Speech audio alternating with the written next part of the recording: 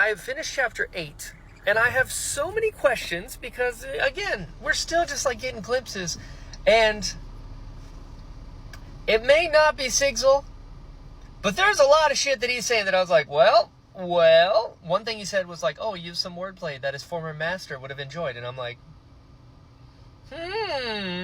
interesting. And apparently Ox and Nomad have been together for like decades. Crazy. He did mention that his homeworld was Roshar, so it's like, all right. And then he said that being able to feed on different types of investiture is like an effect of what he once held. Okay.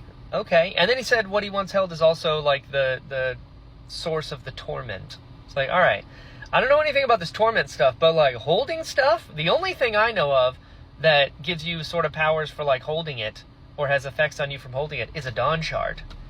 So,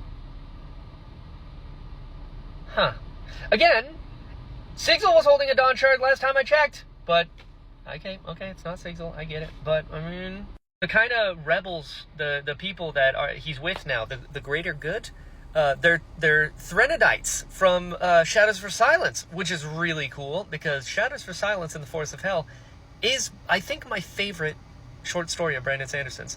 So that's cool, but why are they there on this planet with like the sun when they had like, I don't know what's going on there. And then Nomad mentioned that he had a cousin back home, and I was like, cousin? That's a Lopen word! But there's no way. There's no way. This guy is not Lopen. Definitely not. But, so yeah, that was happening.